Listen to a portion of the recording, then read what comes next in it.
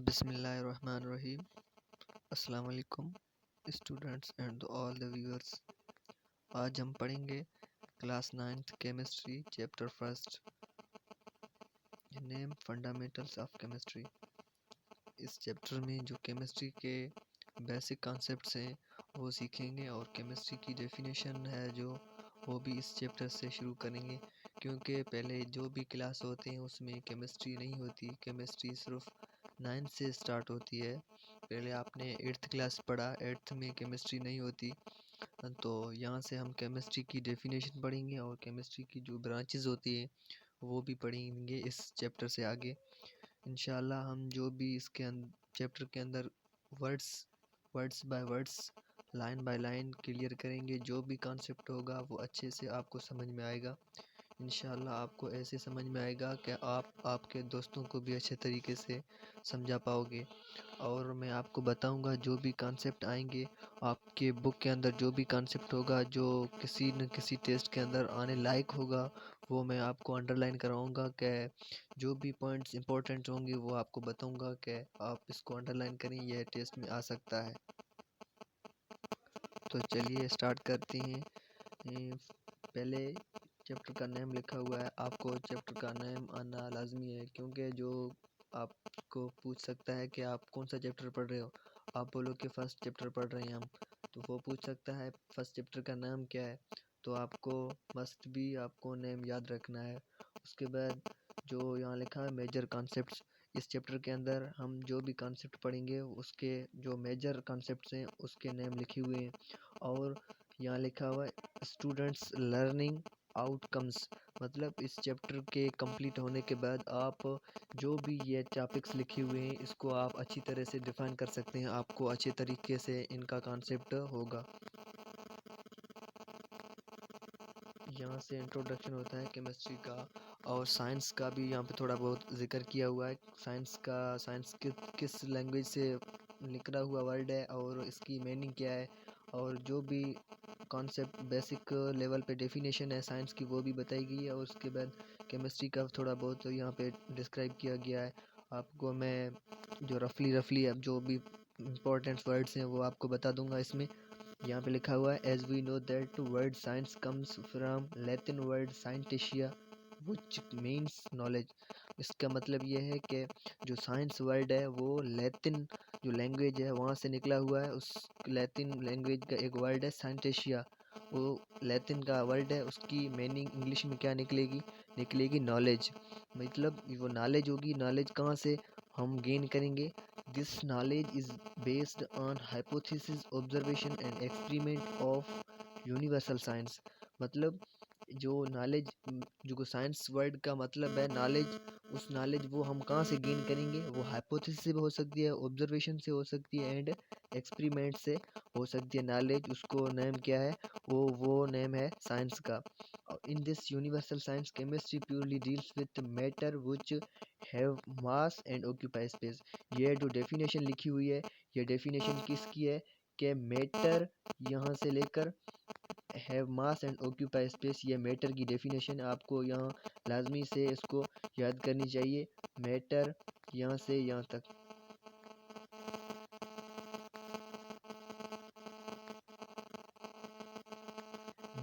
Matter की definition क्या है? Have mass and occupy space. ये मैटर की डेफिनेशन आपको लाजमी याद करनी है। और उसके बाद even from the table salt, मतलब जो हम हमारे घर पे table salt sodium chloride use करते हैं उसकी डेफिनेशन कहते हैं, वो हम कुकिंग में भी इस्तेमाल करते हैं। और इलेक्ट्रोकेमिकल इंटरेक्शन क्या होता है? जो इलेक्ट्रोकेमिकल एक प्रोसेस होता है जिसमें आयंस फ्लो करते हैं, उसकी वजह से करंट पैदा होता है, उसको हम यूज़ करते हैं, वो कहता है इलेक्ट्रिकल इंटरेक्शन। केमिकल इंटरेक्शन और इलेक्ट्रोकेमिकल प्रोसेस भी कहते हैं उसको। ह्यूमन ब्रेन के अंदर भी यूज़ होता है उसका। डिफरेंट सब्सटेंस हमारे ब्रेन के अंदर भी मुख्तलिफ सब्सटेंस होती हैं जो कार्बोहाइड्रेट की फॉर्म में होती हैं और प्रोटीन्स भी होती हैं थोड़े बहुत। और यहाँ लिखा हुआ different substance because of composition structure properties interaction of matter. The matter is undergoing changing continuously in nature as rusting of iron, evaporation of spirit and burning of coal are example of reaction in which new substances are formed and energy is absorb और release. यहाँ पे matter की बात की गई है कि matter एक फॉर्म से दूसरे फॉर्म में चेंज हो सकता है। यहाँ लिखा हुआ है matter is undergoing change continuously, मतलब इसकी मतलब है मैटर हमेशा के लिए एक फॉर्म में नहीं रहता, वो एक फॉर्म से दूसरे फॉर्म में भी कन्वर्ट हो सकता है। यहाँ पे लिखा हुआ है continuously in nature as rusting of iron. हमारे घर में अंदर जो भी आयरन के गेट लगे होती हैं और जो भी राड्स होती हैं उसके अंदर जो रस्ट हो जाती है वो भी क्या है, एक केमिकल रिएक्शन की वजह से होता है, रस्टिंग ऑफ आयरन।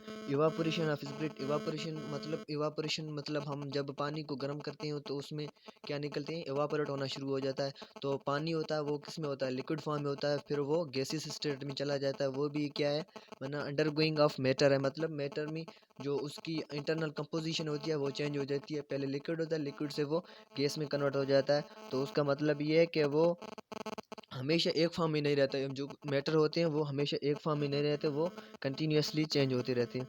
और एग्जांपल है बर्निंग ऑफ कोल और example of chemical reaction.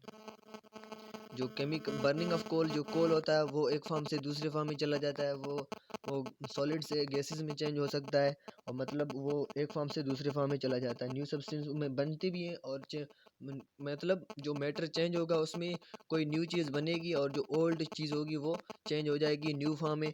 Energy उसमें रिलीज़ भी हो सकती है, मतलब रिलीज़ होना मतलब उससे बाहर निकलती है या उसको देनी पड़ती है एनर्जी।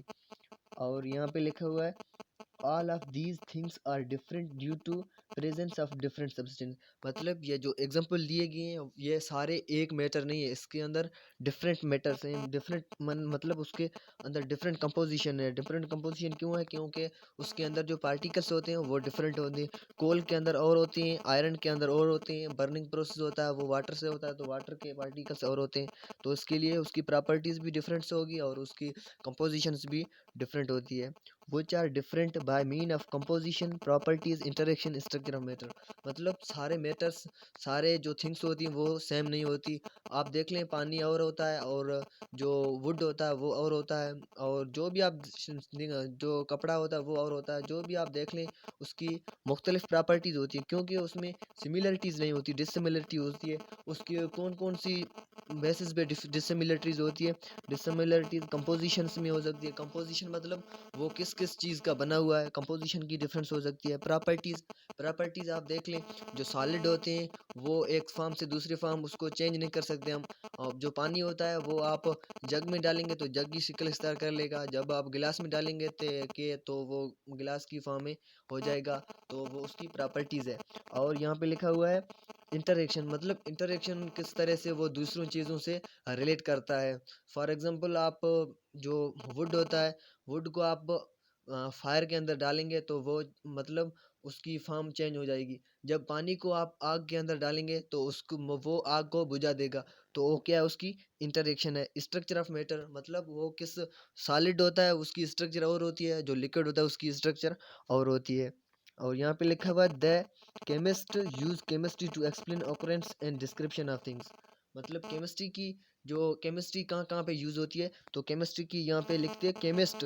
केमिस्ट कौन, केमिस्ट किसी पीपल्स के ग्रुप को कहा जाता है, तो उसको क्या, केमिस्ट जो होती हैं वो केमिस्ट्री से मतलब the people who can study the chemistry they called chemist. मतलब केमिस्ट जो होते हैं वो केमिस्ट्री को स्टडी करते हैं किसी ऑब्जेक्ट के लिए, उसकी क्या चेक करने के लिए। अकरेंस मतलब मौजूदगी, एंड डिस्क्रिप्शन मतलब वो किस चीज़ से बनी हुई है, इसको हम रिएक्शन कराएंगे तो इसके आगे हम क्या मिलेंगे, मैंने मिलेगा हमें को, तो वो डिस्क्रिप्शन ऑफ थिंग्स है। दे इन्वेस्टिगेट मटेरियल, वो कौन, दे क्या प्रोनाउन है, किसके लिए इस्तेमाल हुआ है, केमिस्ट के लिए इस्तेमाल हुआ है। तो केमिस्ट क्या करते हैं, उसको इन्वेस्टिगेट करते हैं, इन्वेस्टिगेशन में तफ्तीश करते हैं उस मटेरियल, जो भी केमिस्ट को केमिकल कंपाउंड मिलेगा उसकी वो मज़ीद इन्वेस्टिगेशन करेंगे, तो वो क्या है, इन्वेस्टिगेशन करेंगे। Their interaction and purpose of theory illuminate our understanding from particle to galaxies.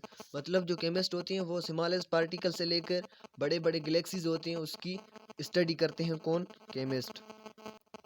आई से सॉरी फॉर दैट, क्योंकि मेरी ज़बान थोड़ी फिसल जाती है, क्योंकि मेरी मदर टंग है वो उर्दू नहीं है, इसलिए हमें बहुत थोड़ी बहुत हार्ड लग रहा है, क्योंकि मैं फ़र्स्ट टाइम ऑनलाइन टीचिंग कर रहा हूँ, इसलिए थोड़ा बहुत डिफ़िकल्टी महसूस हो रही है। और इंट्रोडक्शन कंप्लीट होने के बाद हम डिस्कस करेंगे हिस्टोरिकल बैकग्राउंड ऑफ केमिस्ट्री, मतलब केमिस्ट्री की जो बेसिक कॉन्सेप्ट है वो किस किस ने आइडिया पेश किए हैं, इसलिए हम बेसिक हिस्ट्री देखेंगे। हिस्ट्री क्या होती है? हिस्ट्री किसी भी शय की या किसी भी पीपल की या किसी भी बुक की जो पीछे की दी हुई स्टोरीज होती हैं, मतलब उसको जो आइडिया होती है, थ्योरी होती है, एक्सपेरिमेंट्स होते हैं, उसको कहते हैं हिस्ट्री। तो हिस्ट्री, केमिस्ट्री की हिस्ट्री में हम देखेंगे सबसे पहला नेम क्या किसको, या टेबल को देखने, टेबल में क्या दिया हुआ है, टाइम क्रोनोलॉजी ऑफ केमिस्ट्री। तो केमिस्ट्री में जो ये टेबल आपको सारे के सारे जो साइंटिस्ट हैं ये याद करने की कोई ज़रूरत नहीं है, जिसमें ये जो भी इसमें मेजर कॉन्सेप्ट हैं, जो मेजर टॉपिक्स या हैं इसमें दिए गए हैं, वो आपको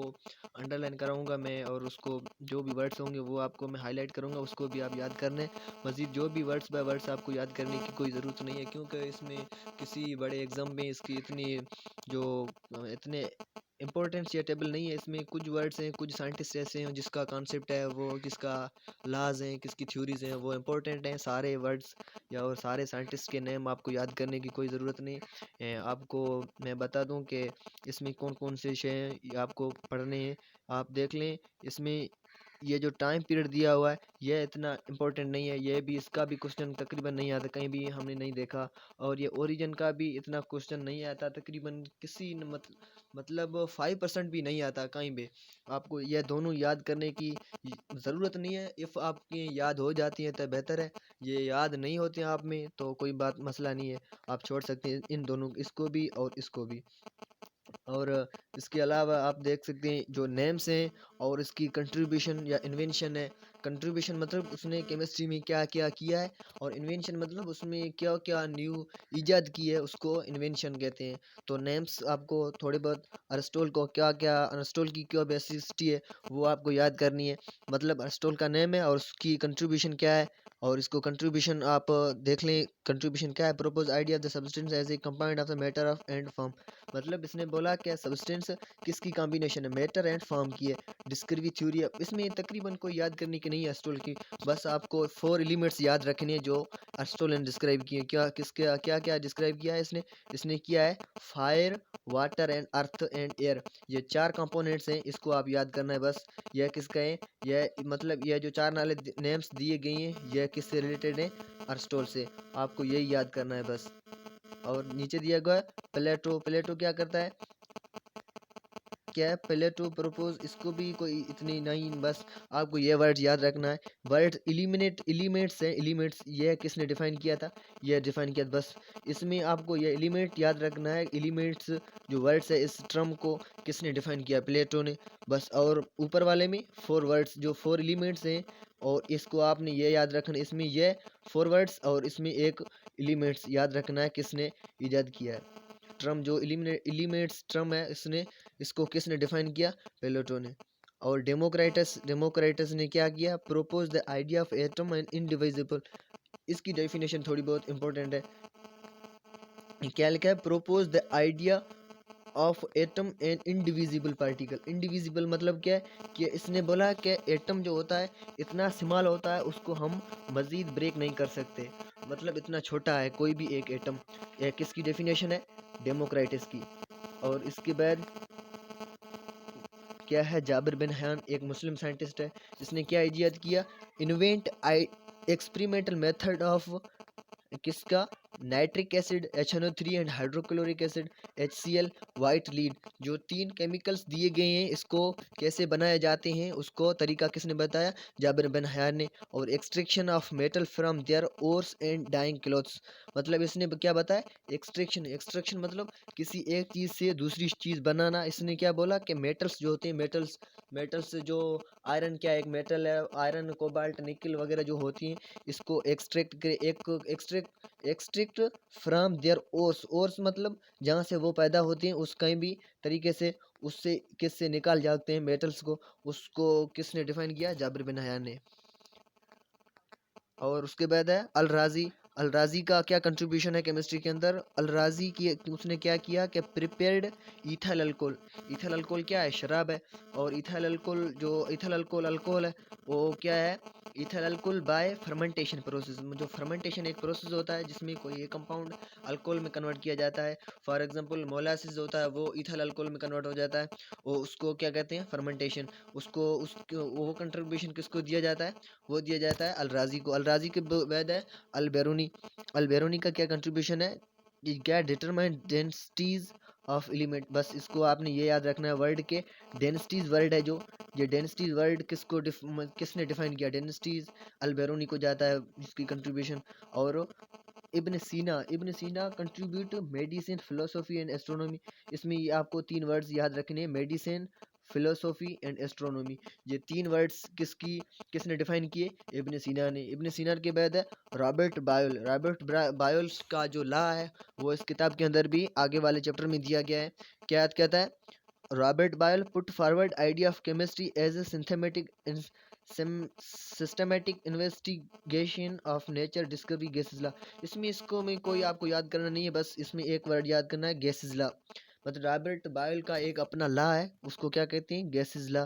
वो आपको याद रखना है बस। जे ब्लैक इसको याद करना है क्योंकि ये कॉमन क्वेश्चन है और जनरल नॉलेज में भी क्वेश्चन आता है कि डिस्कवरी ऑफ कार्बन डाइऑक्साइड किसने किया है? जे ब्लैक की बात है।